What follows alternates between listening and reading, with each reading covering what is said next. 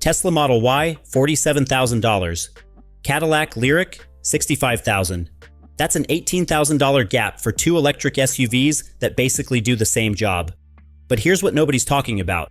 The Tesla actually has better range, faster charging, and costs way less. So why would anyone choose the Cadillac? Well, after breaking down both of these, I'm about to show you exactly what that extra 18 grand buys you, and honestly, it might actually be worth it. Look, I know what you're thinking. Why would I pay more for a car that's technically slower and charges slower? That sounds crazy, right? But the thing is, spec sheets don't tell you everything. And when you actually sit in both of these cars, the difference becomes pretty obvious pretty fast. The Model Y starts at $46,080 for the long-range rear-wheel drive version. You can step up to the long-range all-wheel drive for around 50 grand, or go full performance for about $53,000 to $57,000. The Lyriq base luxury 1 trim starts at just under 60 grand, but realistically, you're looking at a luxury 2 or sport 2 trim around $65,000 to $66,000 to get the good stuff. That's where that $18,000 difference comes from. But wait until you see what happens with that money. Open the door on a Lyriq, and it honestly just feels different. Hand-stitched leather, real wood, soft touch materials everywhere. The Model Y, synthetic seats and hard plastics. I'm not trying to trash Tesla here, but there's no sugarcoating it. The interior feels cheap for a $50,000 car. It's minimalist, sure, but more in the we saved money here way than the cool Scandinavian design way. The Lyriq's got this 33-inch curved display stretching across the dash. 33 inches. That's literally more than double Tesla's 15.4-inch screen. And it's gorgeous. Crisp graphics, smooth animations, handles your gauges and infotainment without feeling cluttered. Then there's the 19-speaker AKG Studio sound system on Luxury 2 and up. That's real high-fidelity audio, not just louder speakers. Plus massage seats, ventilated seats, heated rear seats, and tri-zone climate. Tesla doesn't offer massage seats at any price. The ride quality? Night and day. Cadillac tuned this thing for comfort. Smooth, quiet, soaks up bumps like a proper luxury SUV. The Model Y is sportier, which is code for the ride can be harsh. It's firm and planted, but on rough roads it'll beat you up a bit. But okay, let's talk about what you're giving up by spending that extra 18 grand. Range. The Model Y long range gets 337 miles on a full charge. The Lyriq? 326 miles. That's 11 miles less. In real-world driving, you won't notice, but on paper, Tesla wins. Charging speed is where Tesla really pulls ahead. The Model Y can fast charge at up to 250 kilowatts, about 20 minutes to go from 10 to 80% on a supercharger. The Lyriq maxes out at 190 kilowatts and takes closer to 45 minutes. That's a meaningful difference on road trips. And here's the kicker, the supercharger network.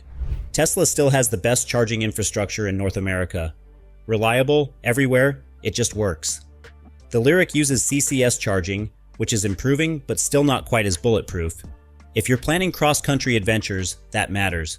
Acceleration-wise, they're pretty close. Model Y long range does 0 to 60 in 5.4 seconds. Lyriq rear-wheel drive takes 5.7 seconds. 0.3 difference. You won't notice in daily driving. Both feel quick with that instant EV torque. Step up to all-wheel drive and the Lyriq actually gets more powerful. 500 horsepower, 0 to 60 in 4.5 seconds. The Model Y performance hits it in 3.5 seconds with 456 horses. Tesla's still quicker, but the gap narrows and the Lyriq is legitimately fast at that point. Cargo space goes to Tesla.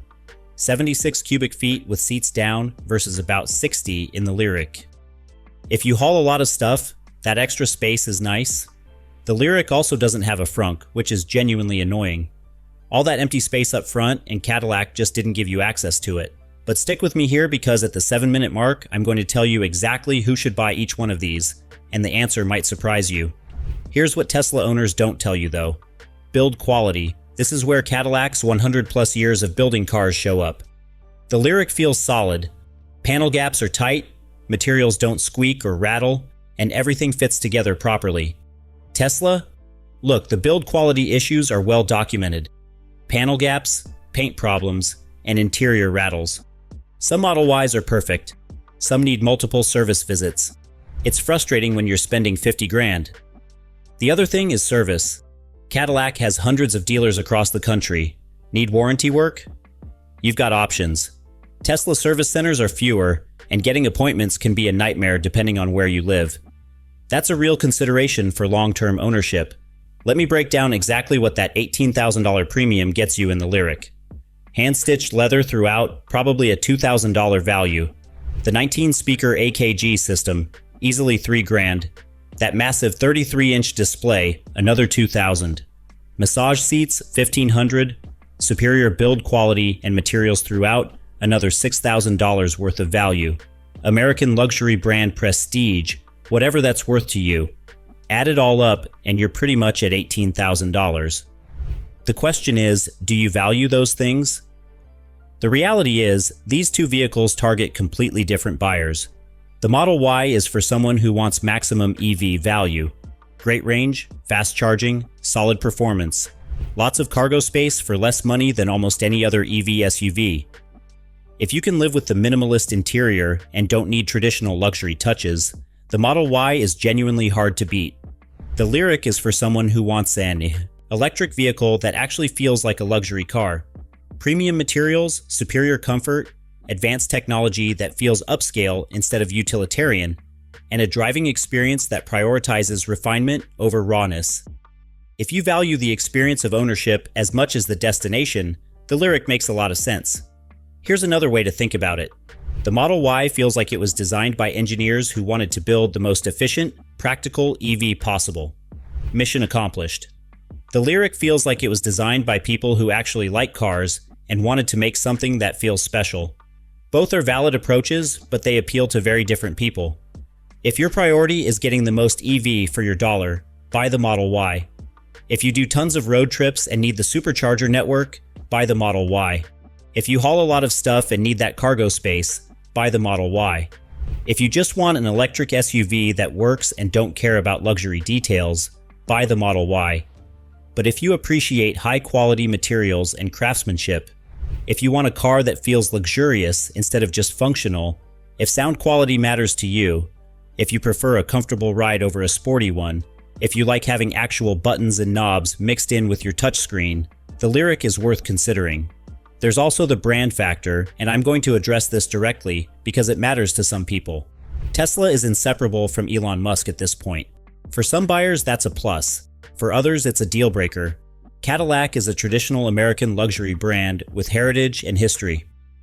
Neither is better or worse, but your feelings about brand image might influence which one you'd actually want to own.